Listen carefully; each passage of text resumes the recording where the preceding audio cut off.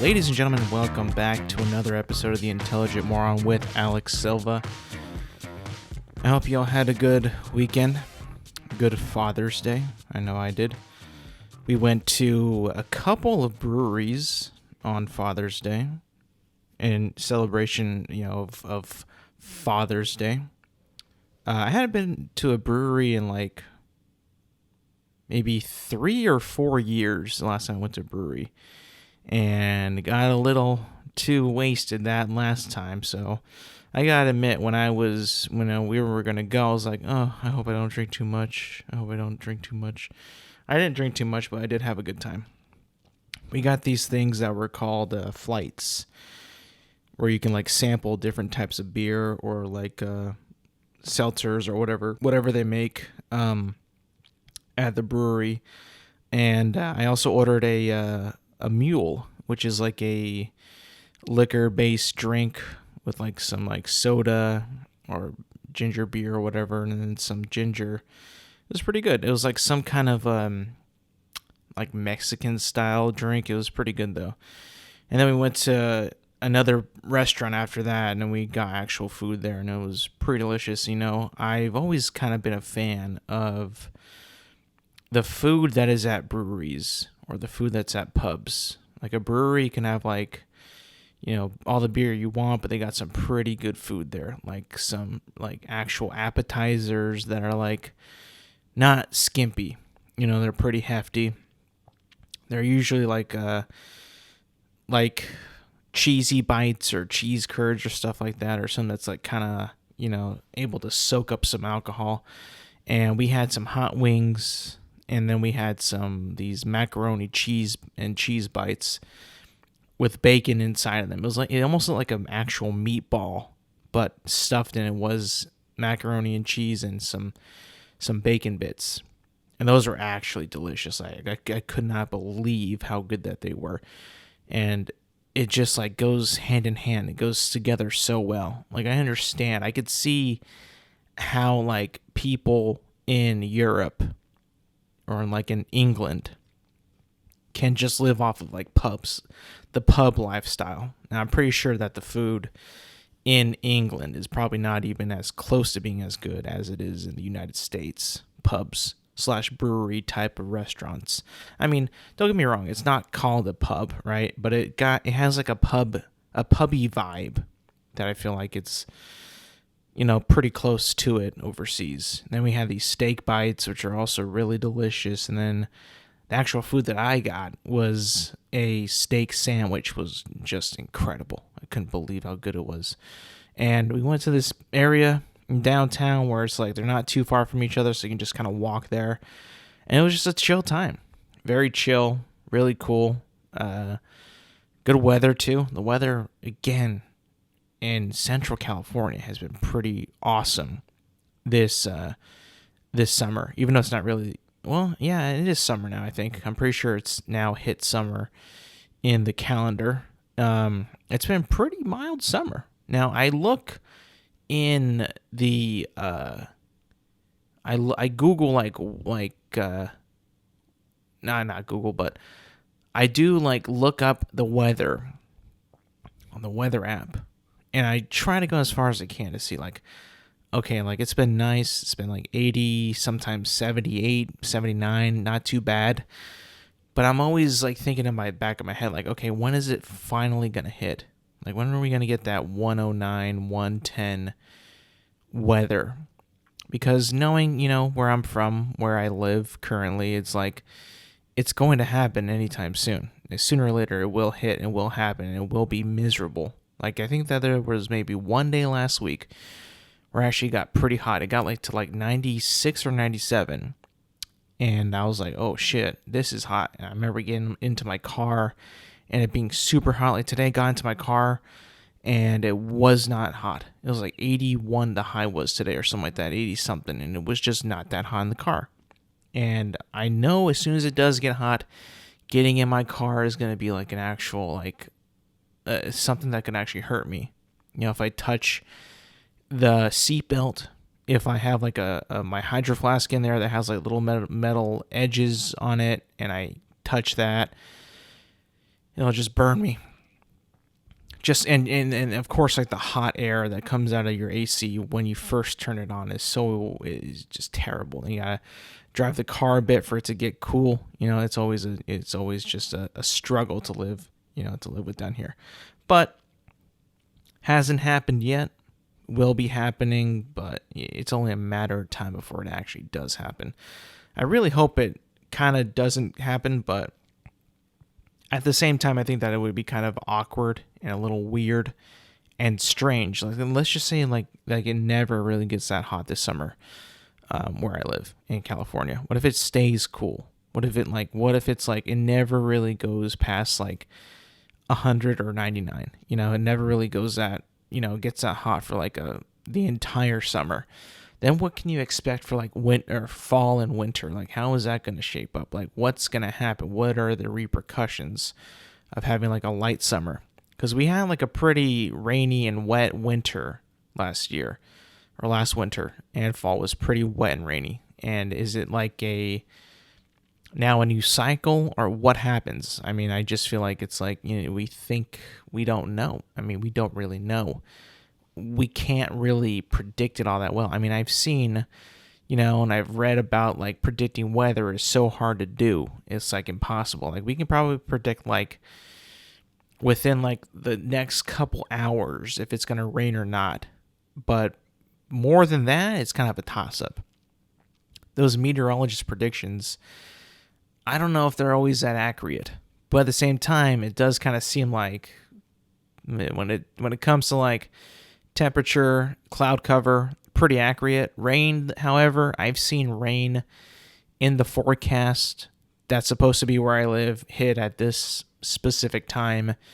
It never hits. But then I guess it's okay because like they can kind of get away with it because they'll put like a percentage of rain.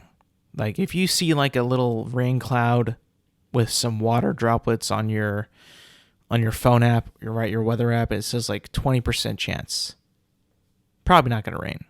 20%, like, while it's a decent, percentage for some things, for weather, most likely not going to happen. You see that 50%, you're like, okay, yes and no. It could happen, it could not. 75% is probably going to rain. But if you're like me and you see a bunch of 20% and just like 30%, probably not going to rain. Could you imagine, though, if we did not have that kind of technology in our phone, though? In our pocket throughout, just like we never advanced that far. We never developed a microchip. We never developed like these intricate and just like absolutely like necessities that we have today to live our lives. Like the smartphone, for instance. Remember back when like data was so precious on your not smartphone, like you had like a phone that was like a flip phone or a slidey phone or a phone with a touch screen, but wasn't really a smartphone, and the internet usage on that was like by the penny, by the second. If you use this many seconds of the internet, like you say like you use a minute on the internet to check like one thing, that's a penny a second. That's 60 cents. You owe 60 cents more than what you would normally pay without using the internet on your phone. And nowadays, that's like pretty much not even a thing anymore. I think that the plan that I have right now is unlimited. I think it's like after so many gigs, it slows down a little bit, but like, I mean, I'm usually in places that have Wi-Fi or have access to Wi-Fi without much of a difficulty to gain that access. So like, it doesn't really matter a whole lot to me in terms of using internet on my phone. So when I'm using 5G, if I have to, it's like I don't really notice like a speed change, or if I even use it all that much, that I would even come close to seeing like a speed change. And thank God we're at that point now, because if you had to pay for internet like you did back then, it would suck. And I wonder like what prompted these companies to just all of a sudden now you get like always unlimited data. When did that happen? Was it because of just like the broad usage of the smartphone and the broad usage of data and internet that it's like it became like almost like not just like a privilege but a right. You have the right to use the internet. Like it's not no longer should be this hard to gain access to the internet because the internet, people can you know people use the internet in many many many ways.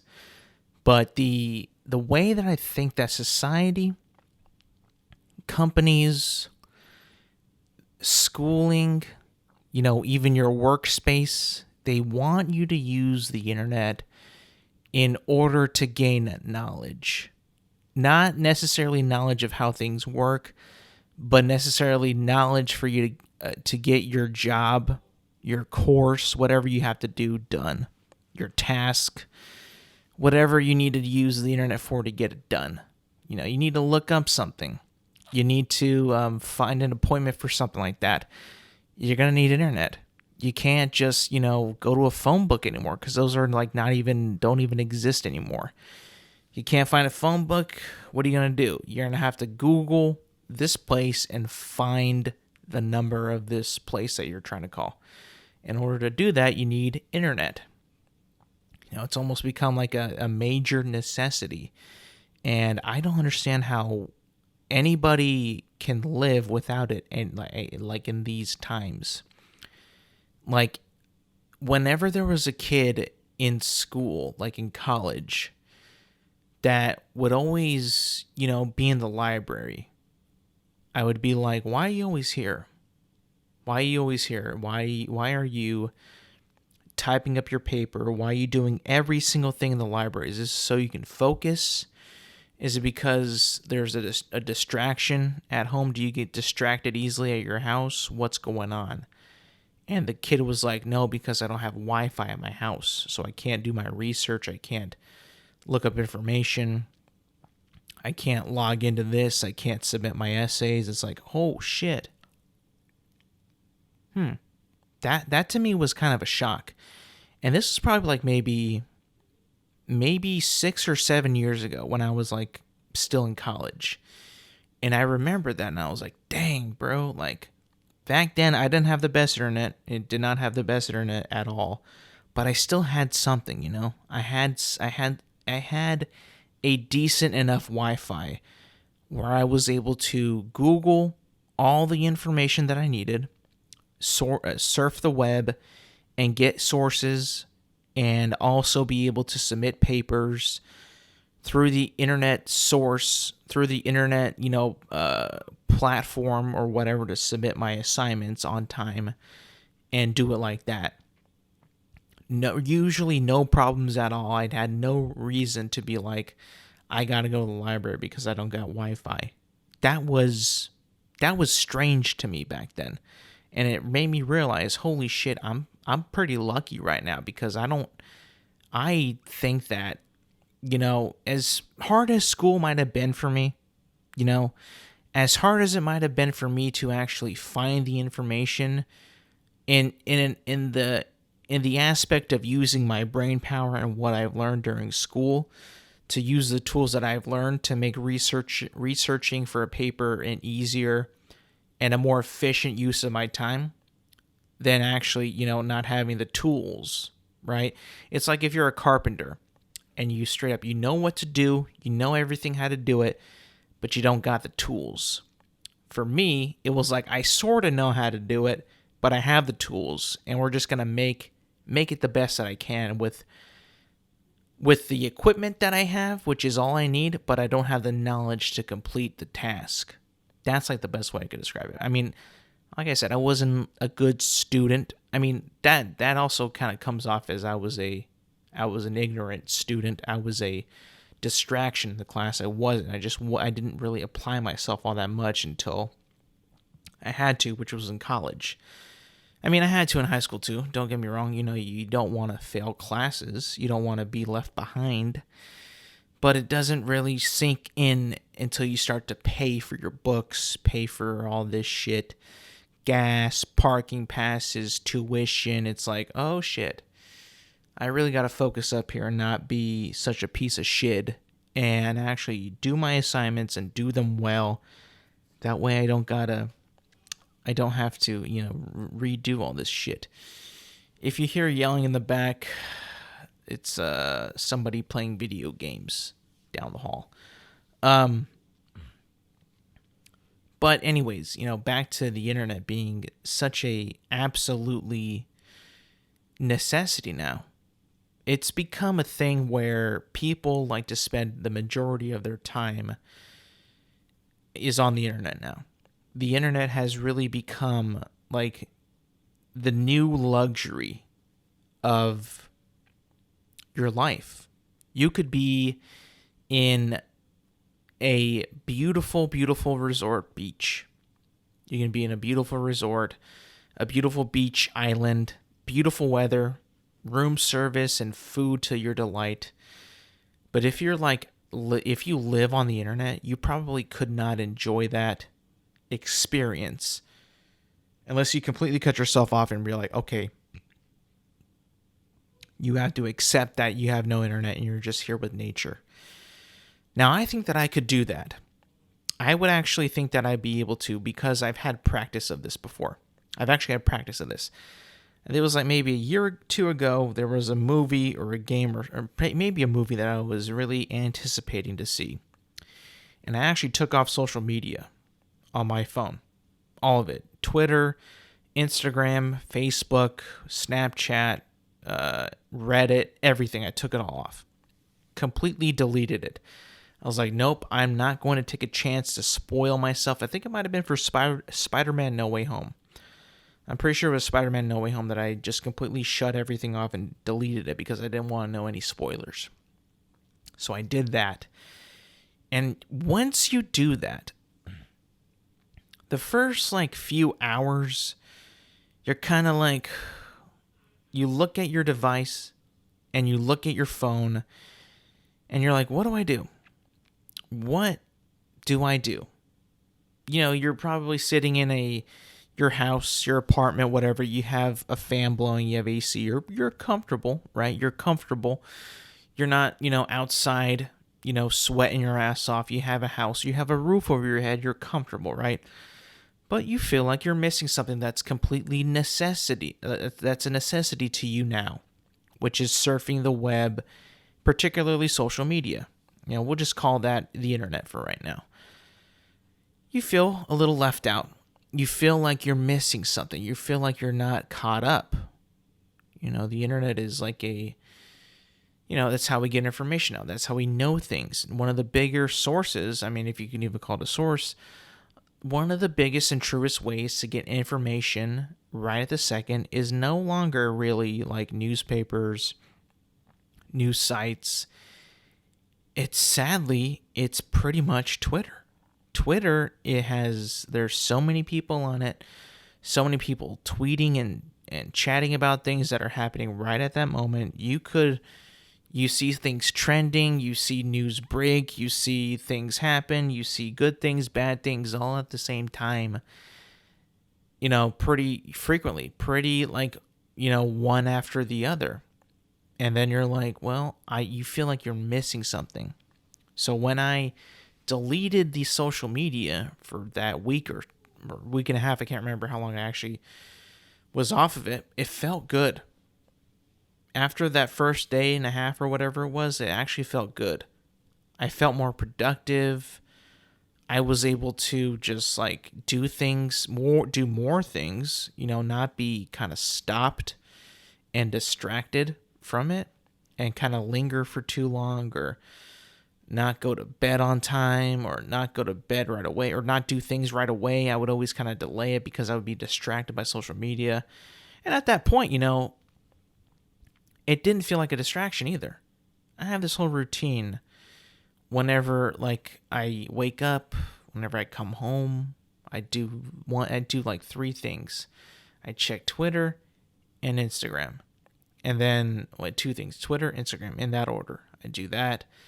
And I make sure I clear all the stories because I have that. I just need to do that. It just annoys me whenever I see those little stupid notifications around the profile picture that they have a story that you haven't seen, which, I'll be honest, has played me like a fiddle. I feel like I gotta click on everybody's freaking story thing to clear it, because if I don't, I feel like I'm gonna go insane.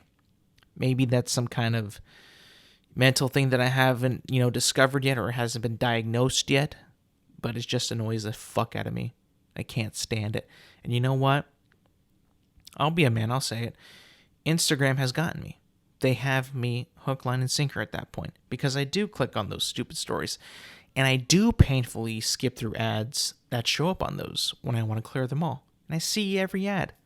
I see every single ad that pops up. Every ad that is accumulated through my algorithm is being viewed by my eyes. I see it every single day. Do I remember them? No. So that actually makes me feel good, because I'm not succumbing to what these companies want ultimately is for me to buy their product. Thank God I've stayed strong. Actually, it makes me feel empowered that I'm able to say that, because there are a lot of people, you see these videos online, on YouTube particularly, where people will actually buy what social media suggests them. And it's pretty crazy to see that a lot of the shit that they suggest you does not work, or is not good product. There's one thing that I see quite a bit.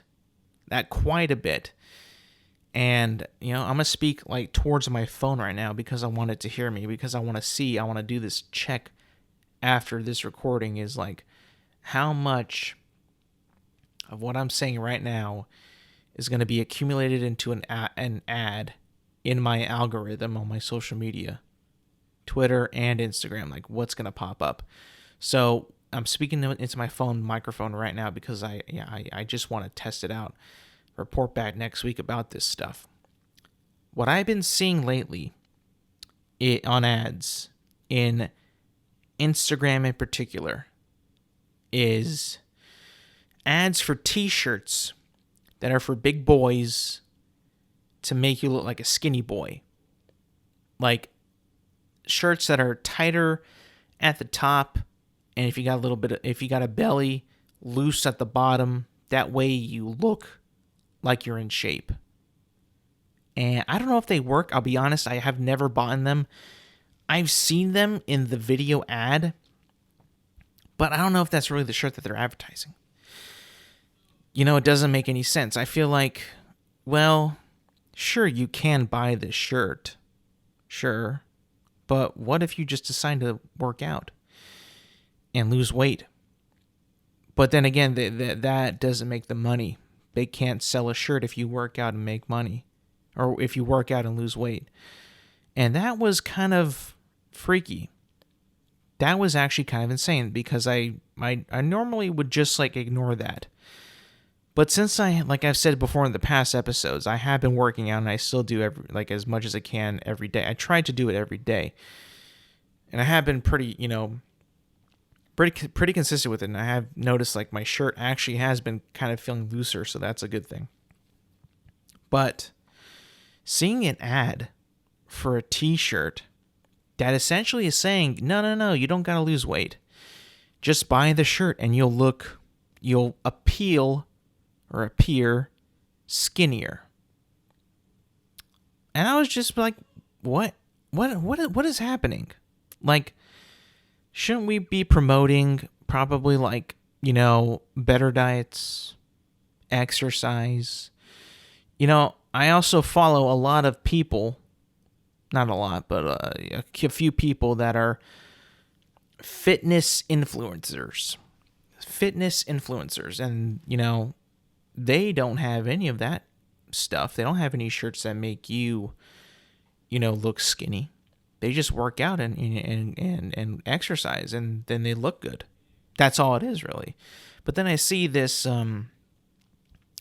ads for these shirts, like I said, that make you appear skinny, like an illusion. Like, it's bizarre to me. It was just so weird. Like, I didn't understand, like, how many people, for one, actually buy these. There's probably a lot of people that probably buy some type of shirt that's like that because, one, they don't want to lose weight, and two, it looks too good to be true. I actually kind of want to see a study done, maybe by me, maybe by somebody else in the future, that how many of these shirts actually work and how many of them don't work.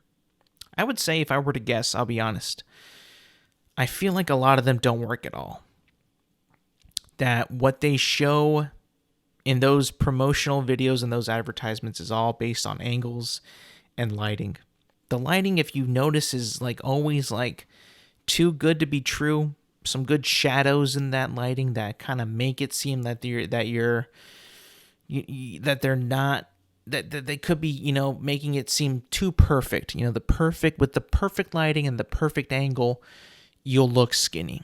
But in real life angles, when you're sitting down, when you're maybe a little slouched over, or maybe just not really standing up straight, or maybe the shit doesn't even work at all, you'll look fat as shit. And it's funny because they'll get a guy who is fat, who needs to lose weight, put on a regular shirt, and look fucking giant. And then this shirt that comes in and he looks super skinny. Or not super skinny, but he looks in shape, sort of in shape, like he's leaner. It's like this is just a real life Instagram filter. You're essentially just lying about your appearance with this shirt. Couldn't believe it. I was talking to my salonist too this past weekend. I think it was on Saturday. And she was asking me, like, what do you think of, like, the girls on Instagram that use filters all the time? What do you think about that? And I was like, well, it was kind of playful in the first place when it first came out. Like, they had some pretty decent looking filters, some fun ones and some that looked more realistic. But you can always sort of tell that it was a filter. And as soon as you kind of moved, not being so still, if it failed. And you were able to see, like, oh, he's just using a filter. But I've seen some filters on Instagram. And I don't use them, but like I see videos and like reels of girls using filters on Instagram. And they lock onto your face now. It's crazy. The whole introduction of like facial recognition on iPhones probably helps that software and that technology and that artificial intelligence a lot.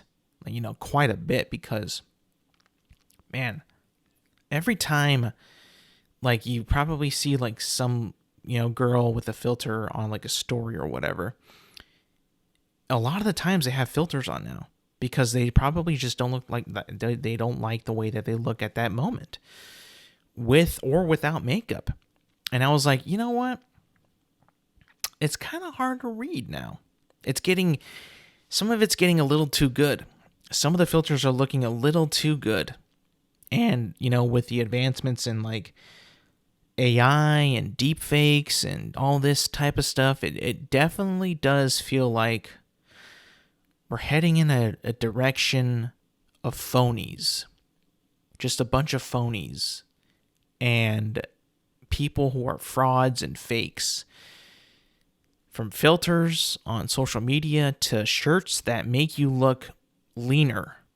Like, we're heading to an age of phonies and liars and losers and make-believers. It feels weird.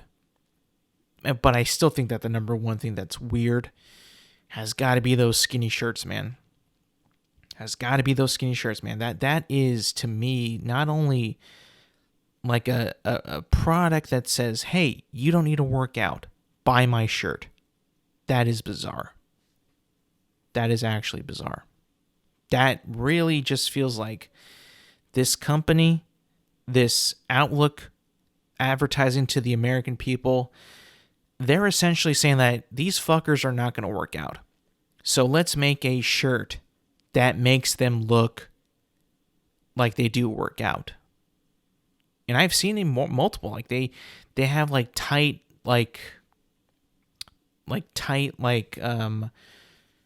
parts on the arms, like, how the sleeve is on your arm, on your bicep. They like tighten it up so like you can like show off whatever little muscle you have at that moment without working out. Like, that's crazy. That's actually kind of insane. That's like that's something that they thought of, like, hey, we'll make it seem like you're strong, but you're actually not. And then they also have the audacity to put in, like, if a guy's wearing it, a girl will come by, like, be all seduced and, like, not seduced, but be all, like, attracted, like, hey, you work out? Like, no, I'm actually faking it. I'm wearing a shirt that makes me look like I actually work out. What? So it's like you want to take your phoniness to the relationship level as well? Like, you want to be like, what if I wear this shirt that makes me look skinny?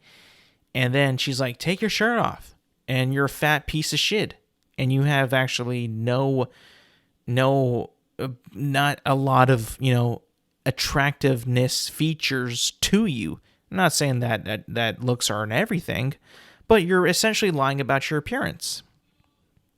It's almost like it's just like a filter for men. It's a actually physical filter that you can wear and look skinny. It's kind of criminal. You're kind of falsely advertising yourself and your appearance. What if you don't want to wear that shirt? What if you only have one skinny shirt? It's just a bunch of bullshit. Then you seem like you're just full of shit. And it's like, yeah, I bought it because I didn't want to work out, and it looked like it worked, but it probably doesn't. Like, these ads are probably just overselling it. The product, the product is probably not even that good. I mean, if I'm going to be honest, it probably don't even work. But I see their intent. I see what they're trying to do. They're trying to make it so you don't need to work out. You don't need to be in shape. You don't need to eat better. Just stay fat, wear the shirt, and you'll look okay. You'll raise your self-esteem, and because you'll just put on this shirt that makes you look skinny. Like, damn, bro, that's fucking insane. It's a little too much to think about. It's just a little too much to think about, though.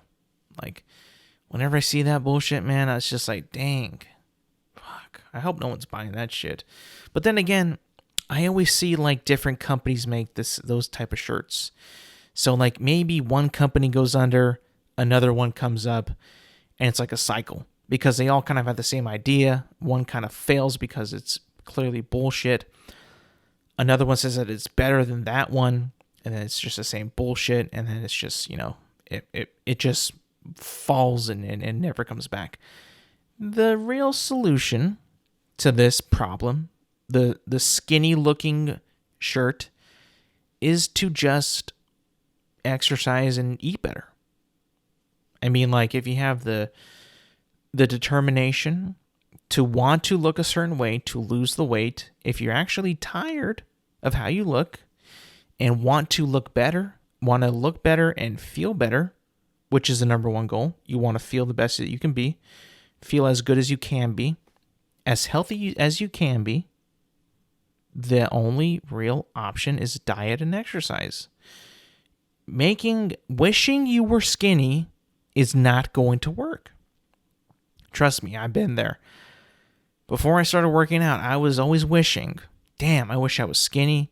Looking at the mirror, trying to suck in my stomach as much as I can to look skinny, but it's just not worth it. At a certain point in your life, you're like, I don't want to have to do that anymore.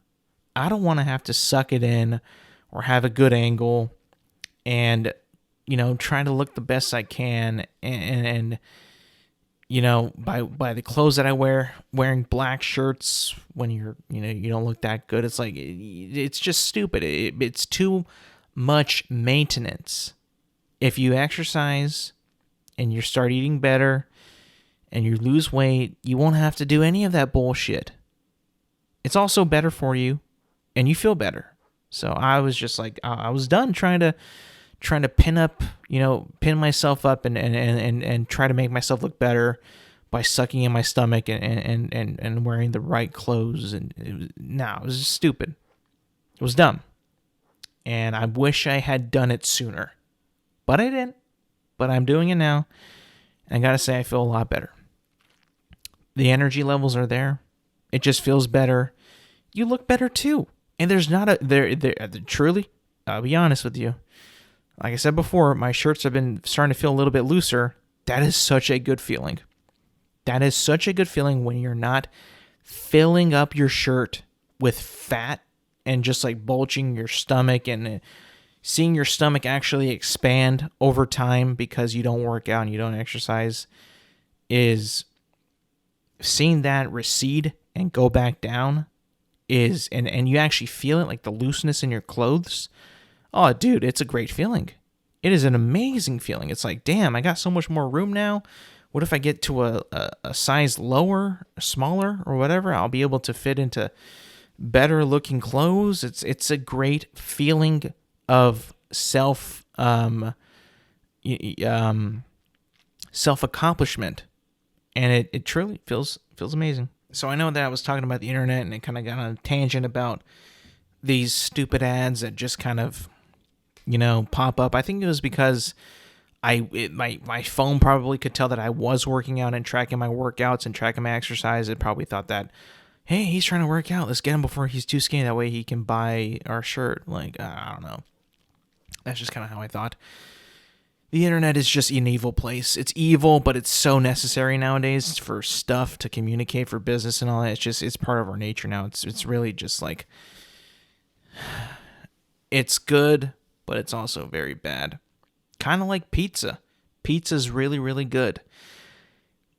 Probably one of my favorite foods of all time. But if you have too much pizza, it isn't good for you.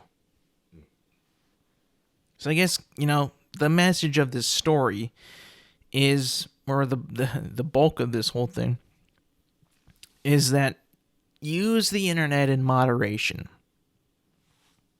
Use it in moderation. Don't let it dictate your life. Don't let these ads influence your purchases. Don't let it influence your... Well, I guess, if you don't want to... I guess let the good influences in. Like, like for me, I guess it's... I didn't want to look the way I did anymore. So, just start exercising more. Or get back into exercising. I guess that's a good experience. That's a good influence. But, like, don't let it go to your head and be like, I'm sad or whatever. I don't know. Just like, don't read all these comments. Don't, like, be... I don't know. It's everyone's experience on the internet is different from another person, but like,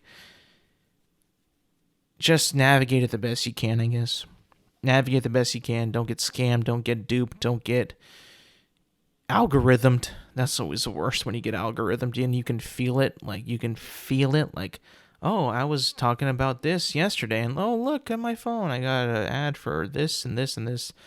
All the same bullshit that I was talking about yesterday. It's not a good feeling. It's like a gotcha moment. It's like these ad companies are just like, huh, I got you. Here you go. Buy it now. No, shit. Maybe next time.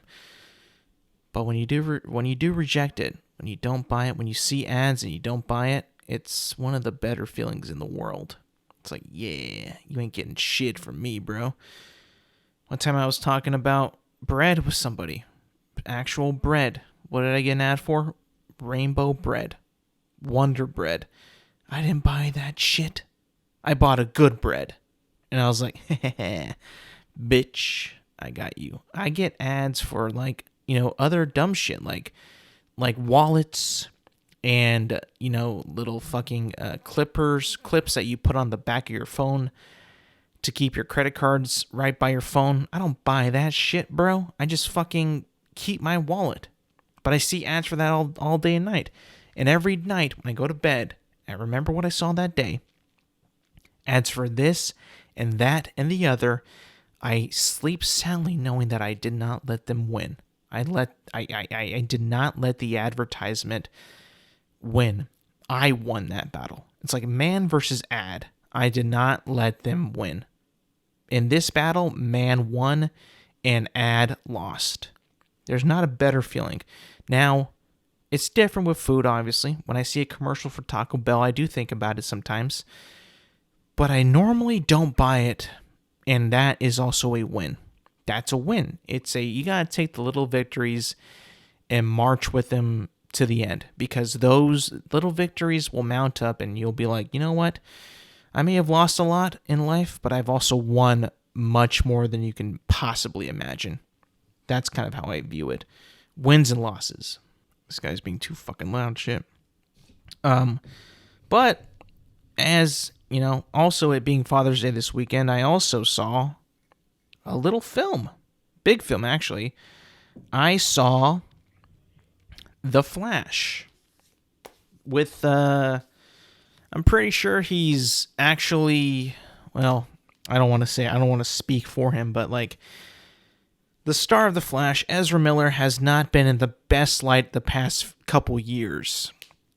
I'm pretty sure he's been charged with some pretty bad things out there. I believe one of them is child endangerment, which is not good. That's also, I believe, I'm not entirely sure, but that's what I've heard from various amounts of people, that's what's true. And people don't like him. He seems like a scumbag. He's been on the run. He doesn't seem, well, I mean, most people depict him as not a good person. I didn't really care about that stuff, I'll be honest. I didn't really keep up with it. I'm not really interested in celebrities' misfortunes and their lawsuits against them or them getting into trouble. I really don't try to meddle in that stuff because, for one, I don't like reading about it because it's not good news. I don't like hearing about it, and I just kind of like let it go by the wayside and just kind of forget about it. And not because like I don't care about the people that, were involved, or don't care about the person who is being, accused or whatever like that, or don't care about the news. It's in general, it's just like, I don't like bad stuff. I don't like bad news. I don't like hearing that stuff. Whenever people talk about like, really bad crimes that people watch, that people get into, like Jeffrey Dahmer and that shit, I just ignore that because I don't like watching that or hearing that type of stuff. You know how people love like serial killer documentaries and like all these cults and dumb shit like that? Like, people tell me to watch documentaries on like Scientology and shit like that. It's like, I don't want to watch shit that's going to make me not happy, or hear about shit that's going to or read about news that's going to make me not happy. Like, this whole bullshit with the Ezra Miller is just like, I don't want to hear any about it. I don't want to hear about it. I really don't.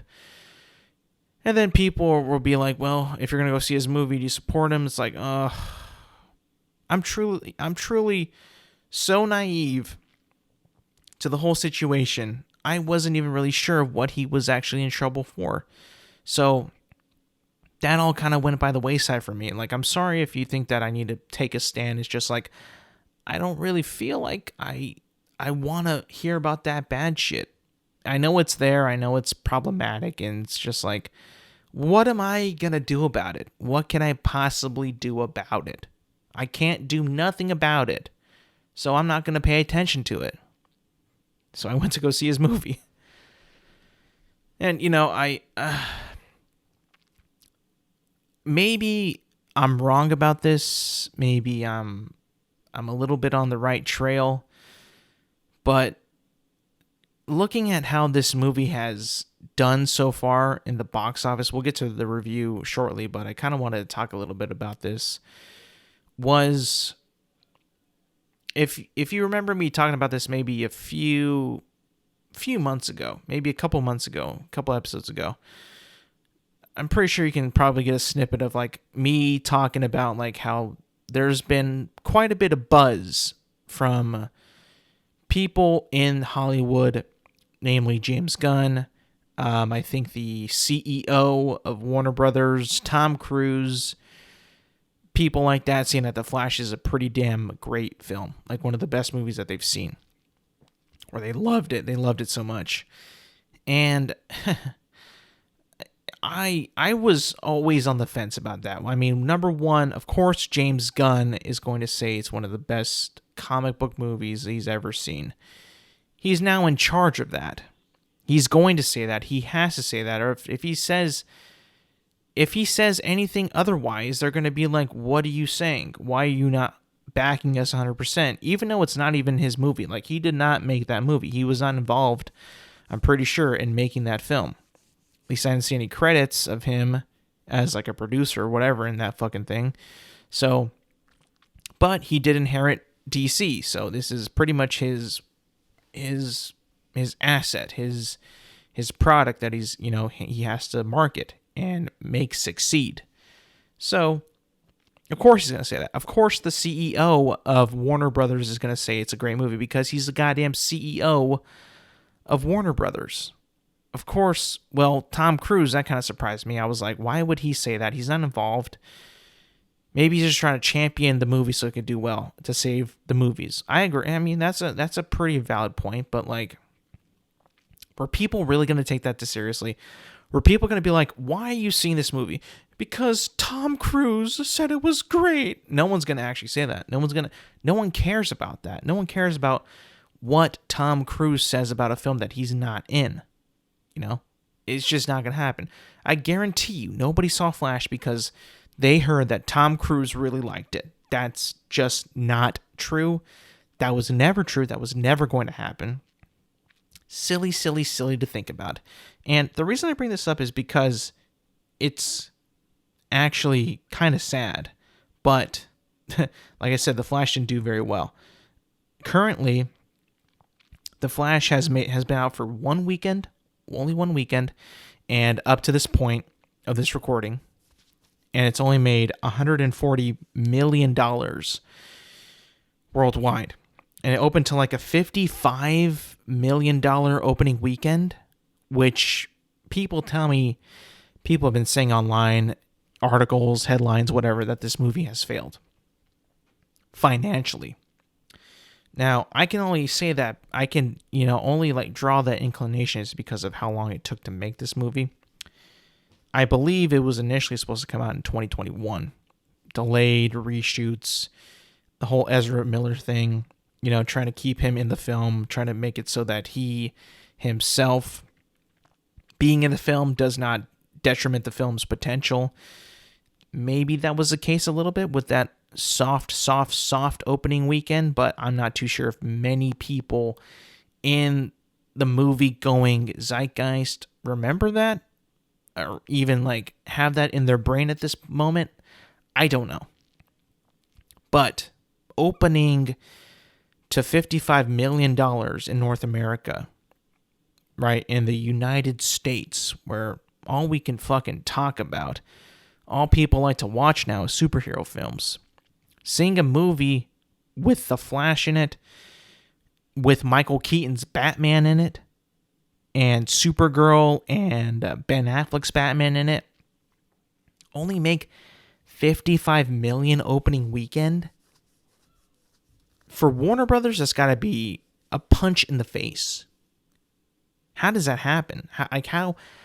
How does that happen? I remember seeing TV spots and trailers before the film even came out, that it's a good movie, it's got a good Rotten Tomatoes score, its critics are saying this, audience are saying that, and for some reason, it just did not do well at the box office. I guess in a better way to say it is nobody wanted to see it. When I saw it, Saturday night, 7 p.m. showing, prime movie-going day for, everybody out there, Saturday night. People got it off. It's not too early. It's not too late. It's about a good, decent time. I turn up to the theater, and I shit you not, a pretty disappointing audience showing. Now, I was at a big theater. I was watching it in IMAX, and I was like, you know what? There's a lot of empty chairs here. A lot of empty seats. And I was like, what is going on here? Do people not give a shit? Is it Ezra Miller? Is it because they announced a reboot? What is happening? I truly don't think at the moment that people give a shit about DC comic book movies.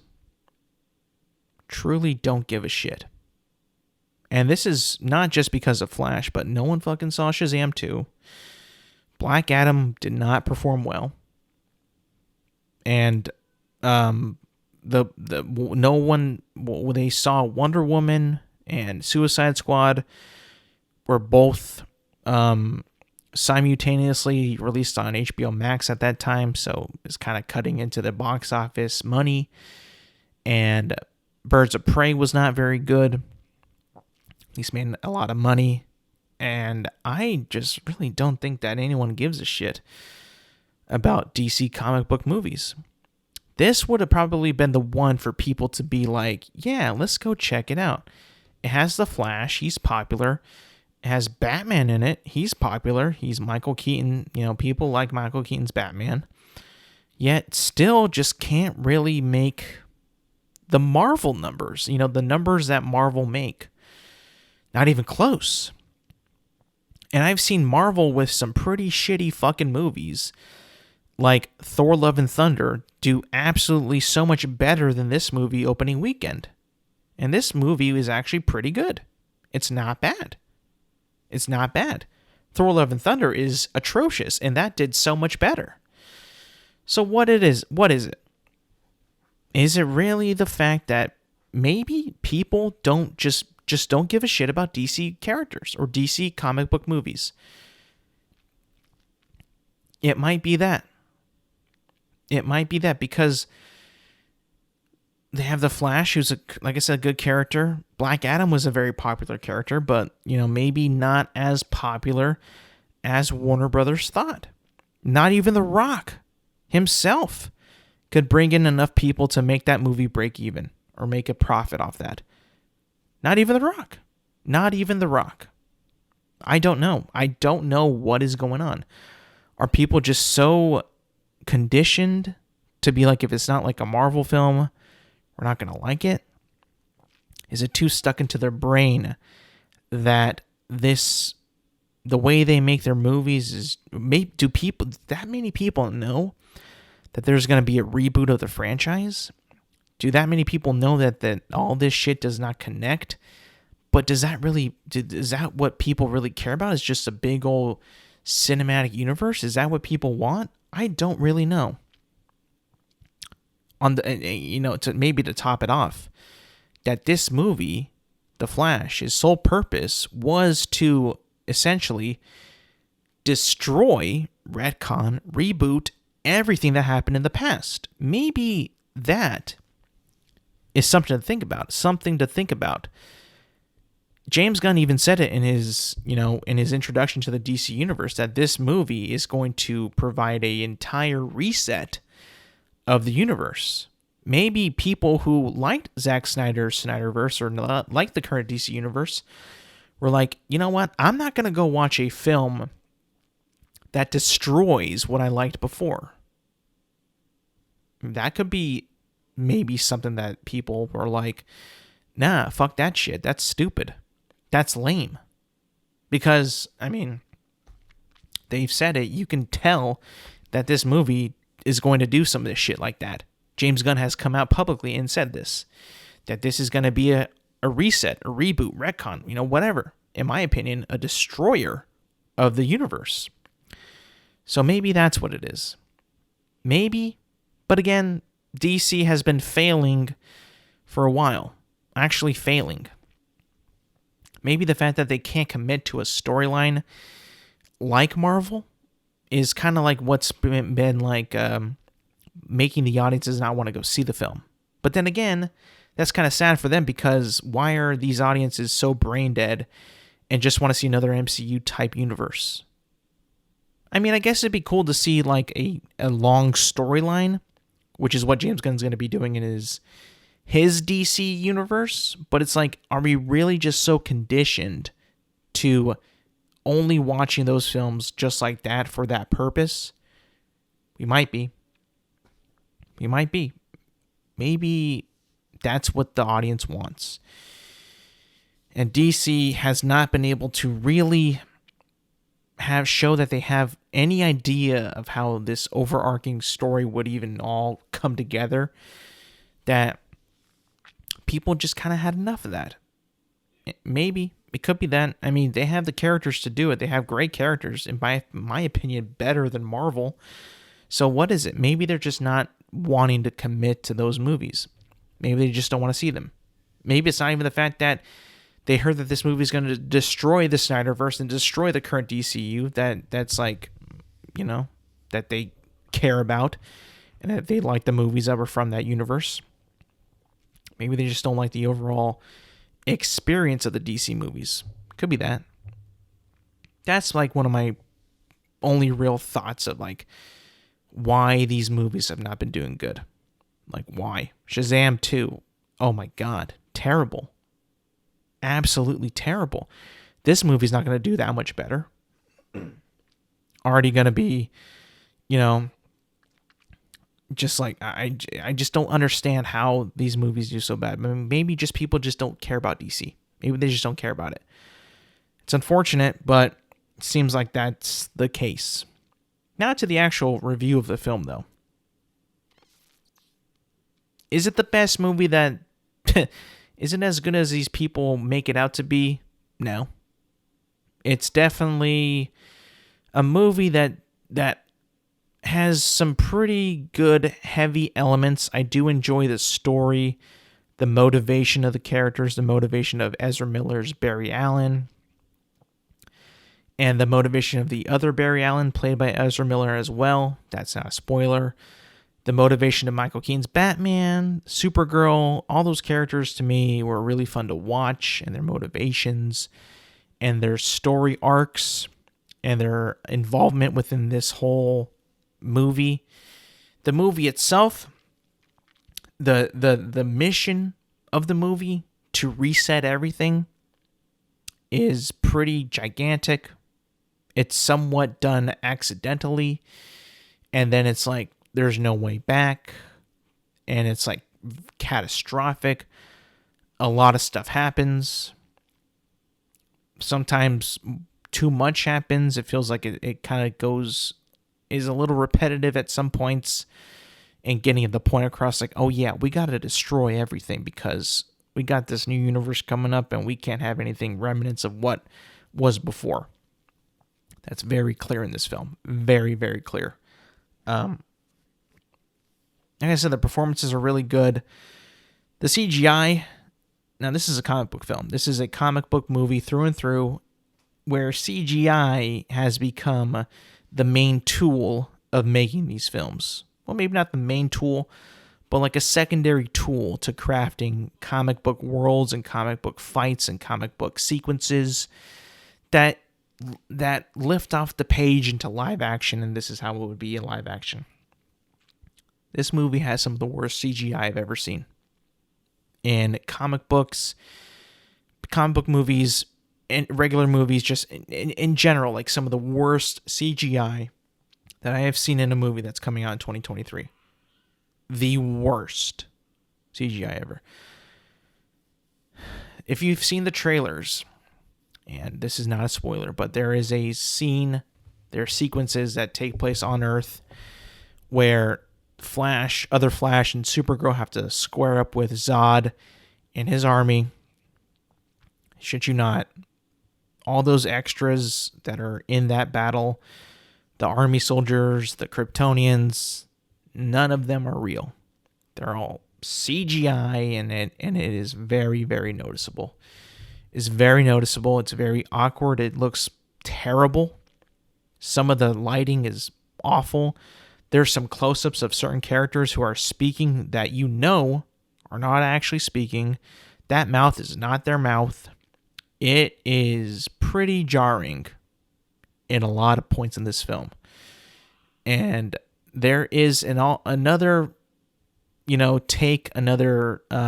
decision of how to replicate someone's view of a sequence of what's happening. I won't say what it is, but like it involves Barry Allen running really fast, and him noticing the world flashing and events flashing right before him.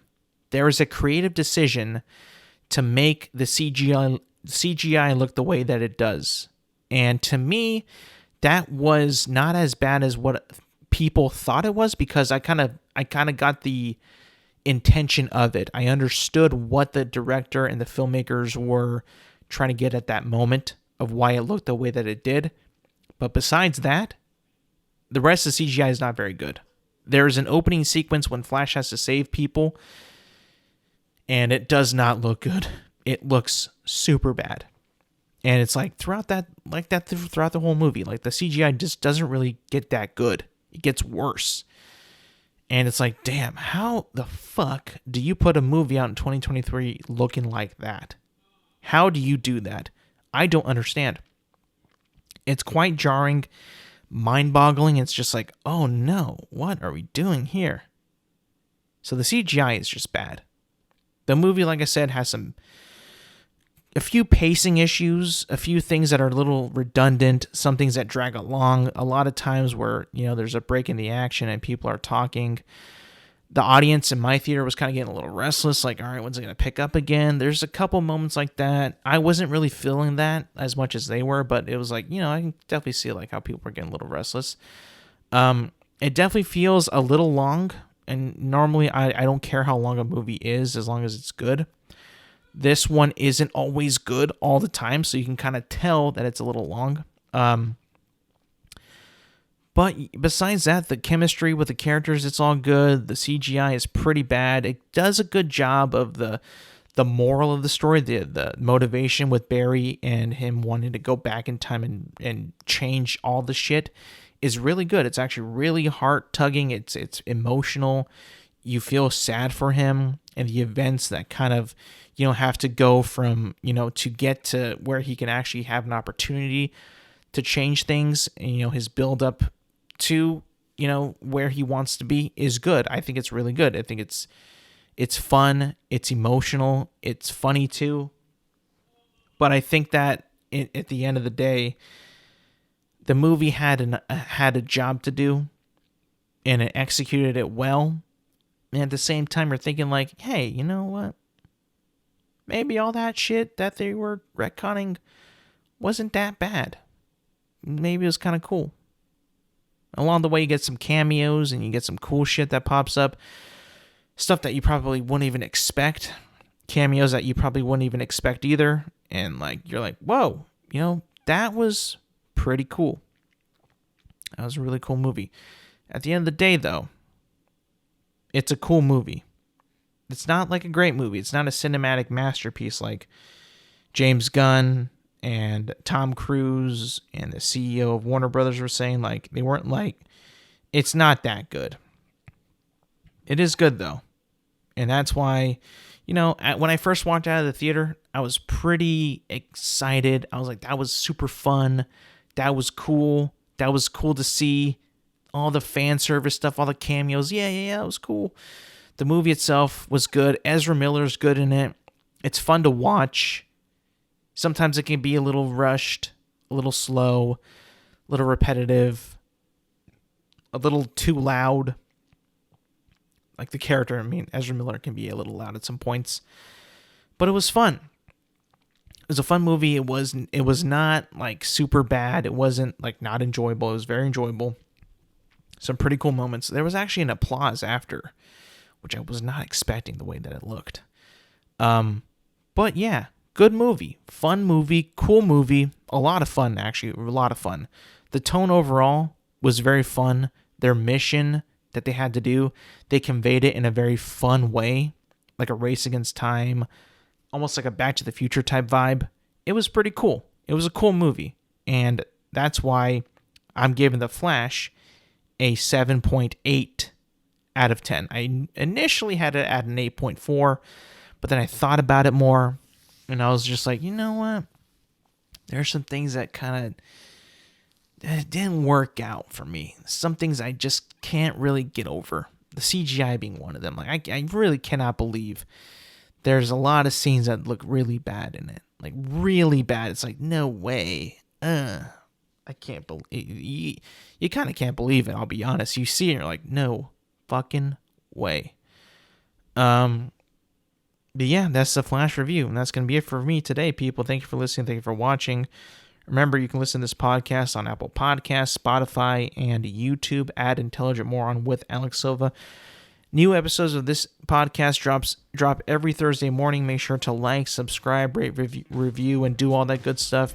And yeah, thank you for listening. Thank you for watching, and I will see you guys next week.